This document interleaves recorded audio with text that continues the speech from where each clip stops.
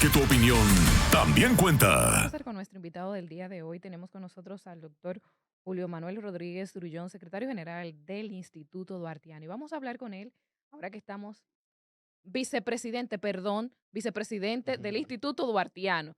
Vamos sí a hablar con él ahora que estamos conmemorando estas fechas patrias. Bueno, bienvenido, doctor. Bueno, encantado de estar aquí.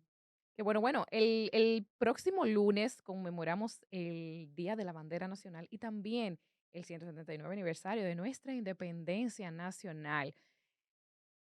Estábamos hablando al inicio del programa que pocas actividades hemos visto con respecto al mes de la patria, pero ¿qué tiene preparado el Instituto Duartiano? Háblenos un poquito de estas fechas. Bueno, el Instituto Duartiano ha hecho varios actos ya.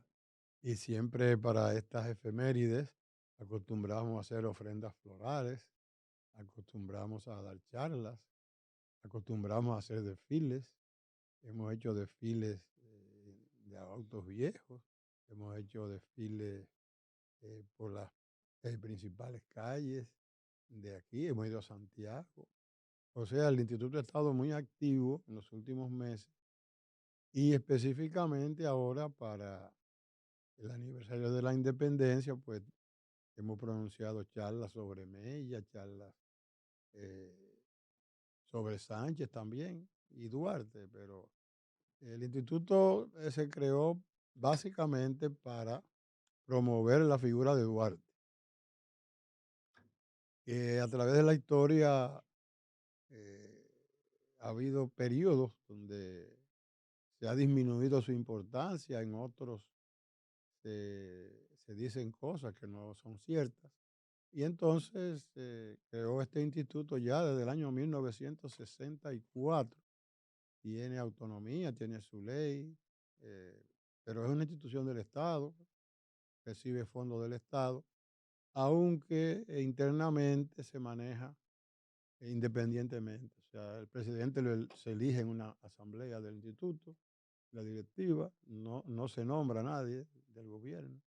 O sea que es una institución que dentro del gobierno tiene su autonomía y su finalidad es promover la figura de Duarte y también los demás héroes de nuestra independencia y restauración. En ese sentido, nos gustaría saber cuáles son las actividades que de manera programática, calendarizada, tiene el Instituto Duartiano y si son abiertas para la ciudadanía o si son a términos ya de los miembros del instituto o de su directiva. Bueno, mira, el instituto es una institución cerrada, no todo el mundo puede entrar. Hay un número limitado de miembros a 63, porque esa es la edad que murió Duarte. Entonces, eh, esto lo hizo Balaguer hace ya muchos años, puso esa regla. Y eh, ¿Era miembro Balaguer del Instituto Duartiano bueno, o como presidente? Balaguer fue que lo hizo prácticamente, Lo lo creo. fundó, le dio autonomía, le puso su subvención. Balaguer era duartista, aunque a su manera, porque él estilizó a Duarte, lo puso como que era un ser estratosférico. Pero él es muy honesto en ese libro que él escribió sobre Duarte. Él dice que eso no es una biografía, que eso es la manera como él ve a Él ve a Duarte, Duarte. como él lo idealiza. Entonces él lo idealizó extraterrestre, porque Duarte realmente cuando uno lo estudia ve que no fue así. Duarte fue un joven de la sociedad de esa época, diríamos clase alta, de los pocos que fue enviado a estudiar fuera, estudió 2 años fuera.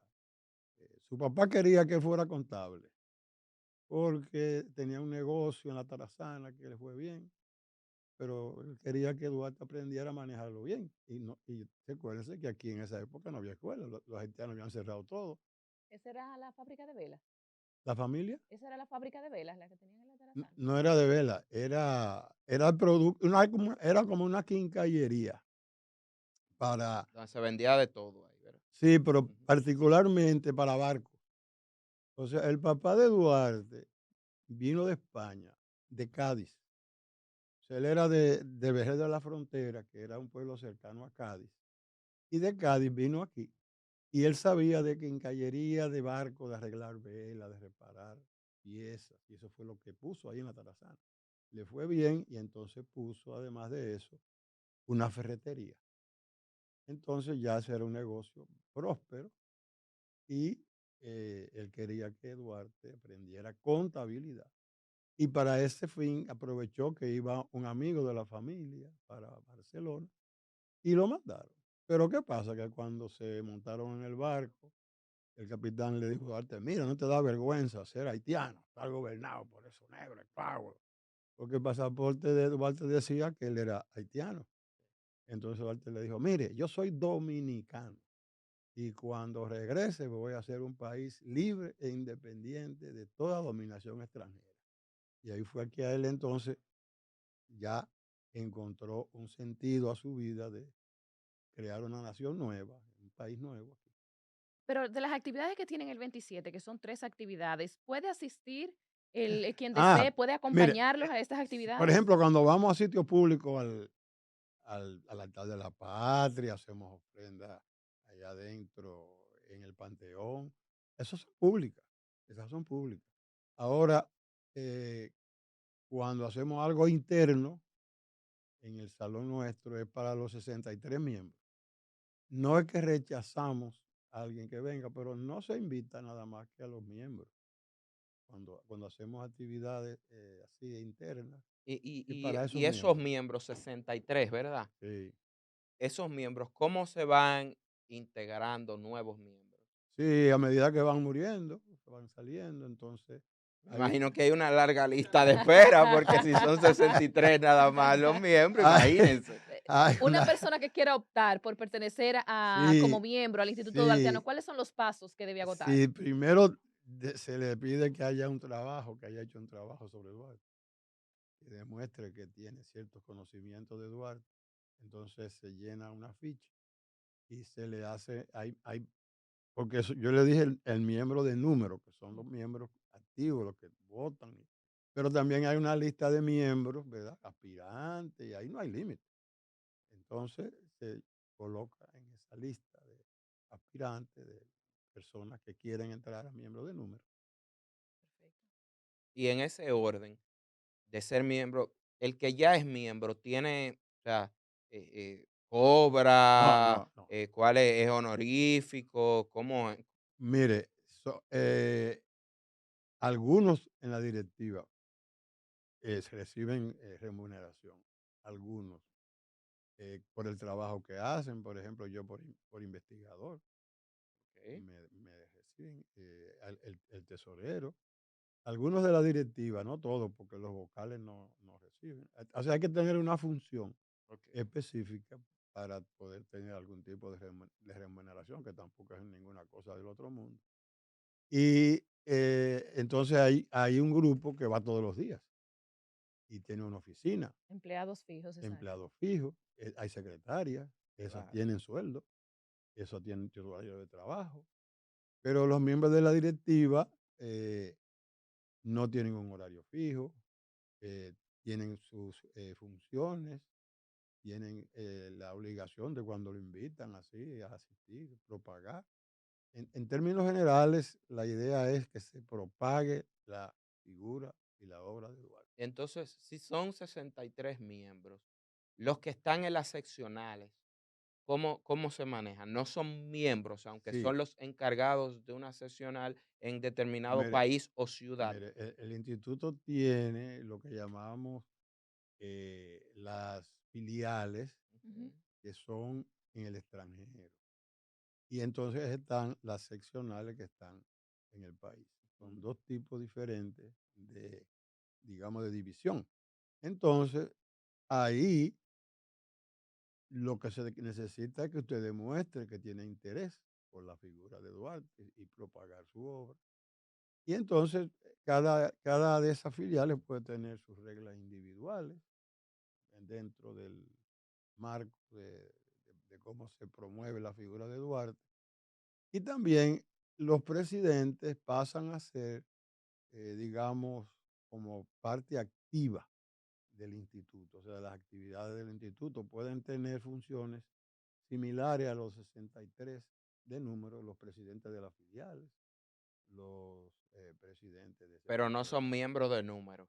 No, entonces cuando terminan esa función ya dejan de ser. Sí. Los miembros de número son miembros de por vida, hasta que se mueran. Es vitalicio. ¿Y cómo se elige un miembro del número? Tiene que estar, Bueno, cuando hay vacante, ¿verdad? Se sí, hace la solicitud, se reúne la directiva, evalúa quién entra. ok. De la lista de espera. Sí. Es como una Instituto- logia. El instituto, casi, Eh, casi. Alguien nos acusa de eso. Yo tengo... Pero dos- realmente no, lo que se quiere es que se tengan personas que saben de Duarte, que quieran promover a Duarte. Y por eso se ponen ciertas reglas. No, es válida las normas asambleísticas, por ponerle un término. Pero yo, por ejemplo, yo tengo en política 6 años, Ajá. 2017, de manera como más adentrado. Y yo vine a conocer el Instituto Duartiano no hace ni 2, 3 años. Entonces, ¿qué hace el Instituto Duartiano para promover el pensamiento de Duarte? Porque si yo no hubiese sido un estudiante medio aplicado en secundaria, para mí Duarte hubiese pasado sin pena ni gloria y estuviera yo diciendo, Ángel Dior, Dior, Dior, Dior, Ángel. Ay, Dios mío. Bueno, fíjate. Perdón, él se refiere a eso porque hace unos días un joven de un bucero dijo que antes veían la cara de Duarte y ahora ven su cara. Ujú. ¿Cómo fue? Sí, Así mismo. así Que mismo. antes veía su Ah, cara. que antes veían la cara de Duarte, pero ahora ven su cara. Déjame enseñar. ¿La cara de quién? La cara de él. Déjeme De él. enseñarle, déjeme Sí, enseñarle. sí. Yo tengo el video aquí. déjeme De hecho, enseñarle. el Pero el doctor Wilson presidente Gómez del instituto hace 2 pronunció. días se pronunció con respecto a esto y le instó a ese joven a que se eduque un poco más con respecto a Duarte, que conozca el tema, porque probablemente lo dijo por ignorar sobre el tema. Por eso Eurito Por que el eso yo tema. relajo de esa forma, pues yo soy medio payaso. Bueno, mire, el Instituto Duartiano ha pasado por diferentes etapas, de acuerdo, digamos, con la directiva, con el presidente, con las circunstancias del país. Pero en los últimos 4 o 5 años, el instituto ha estado bien activo en los medios de comunicación. Y nosotros asistimos, todo el que nos invita, nosotros venimos espontáneamente. Y tenemos ruedas de prensa y hacemos charlas y nos mantenemos propagando la figura de Duarte. Esa es la realidad. Ahora, si hay gente que no se entera, bueno, ¿qué podemos hacer? ¿Y no habrá forma en algún momento de modificar los requisitos específicos para que las personas formen parte de este instituto? Porque, por ejemplo, yo como individuo, yo digo, yo quiero adherirme al Instituto Duartiano y quiero Bueno, aportar con la lo que figura no de puede Duarte. ser es Ajá. miembro de número, pero puede ser de los miembros, digamos, aspirantes, de los miembros que se tengan en la categoría eh, de miembros que son deseosos de contribuir. Bueno, Eso no tiene número, límite. Lo que tiene límite son los miembros de número. Son los que votan en las elecciones, que son los que... los que toman decisiones, básicamente. bueno, las decisiones grandes, porque las otras las coge la directiva.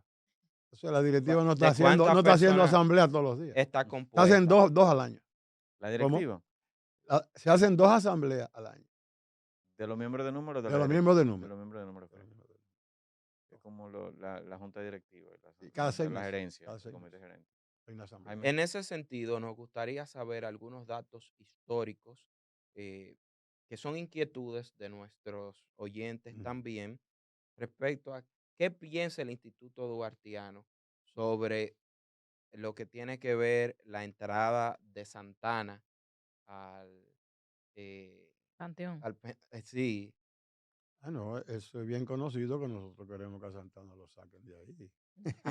¿por qué? Óigame, fíjese, se dan cosas. El mismo doctor Balaguer, que fue Que lo entró, que fue que fundó el instituto, ajá, y lo que entró, le dio personería, que lo hizo el instituto de obra de Balaguer. sí, Ese es el que pone a Santana claro, en el Panteón. Panteón. Ujú. Pero eso fue una jugada política del doctor ya cuando se iba en un periodo para complacer personas del Seibo que eran miembros de su partido reformista. Y si usted ve el discurso de Balaguer, Claro, en contra, cuando lo puso, no, la primera mitad fue para elogiarlo y la segunda para acabarlo. claro, sí. Balaguer era indescifrable.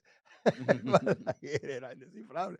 Él lo puso ahí, pero él estaba muy consciente de que eso iba a ser controversial. Claro. Y primera parte de su discurso, elogio a Santana. Segunda parte, Entonces, la posición oficial del Instituto Duartiano es que saquen a Santana del Panteón Nacional. claro, entonces viene la pregunta, ¿dónde ponerlo? Exacto, porque ni en Porque, el Seibo lo quieren. no, por eso es, esas son actitudes para que no lo saquen. Ajá, no lo quieren allá en el No, no, Seibo. ¿cómo que no? Por ahí era que estaba. Mire, mire, mire. Nosotros decimos lo siguiente. Que lo Nosotros, lleven donde está el monumento de la batalla de Palicado, ¿no?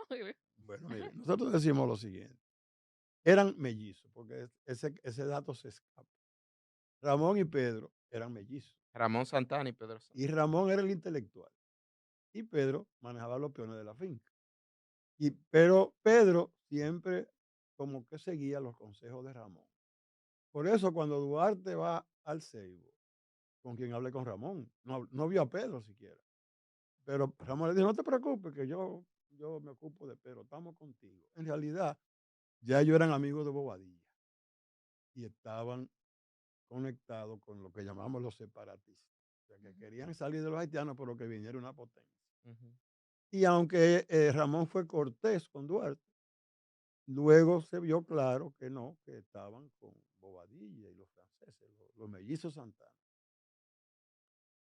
En el momento álgido de la lucha de los independentistas, o sea, Duarte, Sánchez, Mella, ese grupo, contra Bobadilla y Santana, muere Ramón. Una muerte rápida, súbita, no se sabe bien qué pasó. Y Pedro, que estaba en Asua después de la batalla del 19 de marzo, quedó entonces ya como sin guía y pasó entonces más a ser influido por Bobadilla y el cónsul francés Saint-Denis, que es la figura clave de ese periodo y de que no se habla tanto. Miren lo que pasaba cuando nosotros declaramos la independencia. Francia se estaba cobrando una deuda con el gobierno haitiano para reconocerle la independencia. Como los haitianos, en su lucha por la independencia, destruyeron propiedades y mataron muchos franceses, Francia no les reconocía la independencia de Haití, ni Estados Unidos, ni ninguna de las potencias. Entonces le exigieron a Boyer que tenía que pagar. Ujú. Y La estaba, y, famosa deuda, y estaba pagando la famosa deuda todos los claro. años.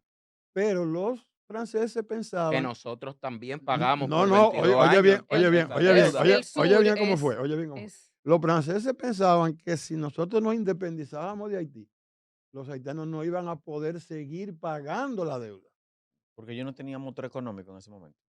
Porque, bueno, porque ellos, le, le- en el 1838, Duarte funda la Trinitaria. ¿Por qué? Porque ahí fue que Boyer le aplicó un impuesto a los dominicanos para Específico. pagar esa deuda. Ujú. Ujú. Entonces eso creó una ola de disgusto y Claro. Duarte dijo, Duarte que estaba desde que llegó en el 31 promoviendo, digo, no, pues yo voy a organizar mi movimiento, voy a aprovechar esta ola de descontento. Y por eso se funda la Trinitaria en el 38. Entonces los franceses creían que si nosotros nos independizábamos, no íbamos a seguir pagando esa deuda, porque eso era de los haitianos. Y que entonces los haitianos no lo iban a poder seguir pagando.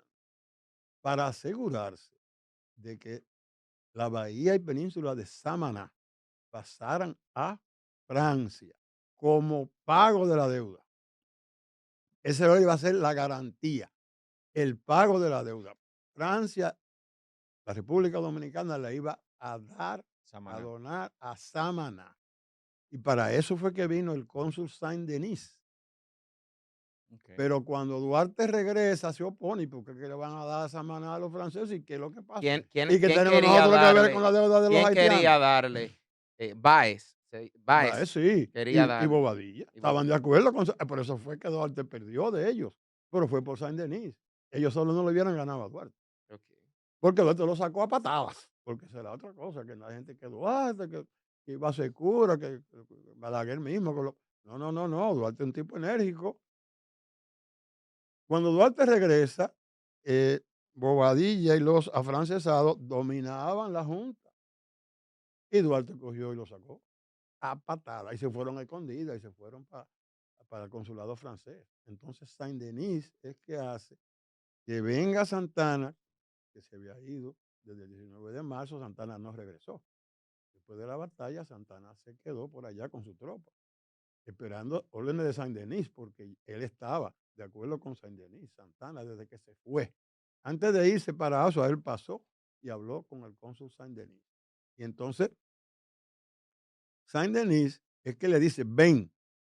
Y entonces es el que hace que Puello lo deje entrar. Y entonces ahí es que él le dice, te vamos a hacer presidente por proclama. Duarte no quería ser presidente sin que se hubiera aceptado o puesto una constitución. ¿Y de dónde sacó Duarte eso? Bueno, porque Duarte, cuando él se fue, no había viaje directo de aquí a Europa. Él tuvo que ir a Estados Unidos. El encuentro con el capitán del barco fue al salir. Entonces, cuando él llegó a Estados Unidos, ya él tenía claro que iba a ser un país nuevo, que iba a venir a luchar. Y entonces se fijó en cómo funcionaba aquello, los Estados Unidos. Los Estados Unidos nunca han tenido un golpe de Estado. ¿Y cómo es la cosa? Bueno, porque antes de que pusieran un presidente, aprobaron una constitución. Entonces el presidente tenía que someterse a la constitución y jurar que él iba a defender y a promoverla. Nunca han tenido un golpe de Estado. Lo más cerca fue ahora, el 6 de enero, que Trump no se quería ir y vino y metió una balsa de gente. Pero nunca ha habido un golpe. Entonces eso le da continuidad al Estado y le da instituciones fuertes. Y eso es lo que quería Duarte.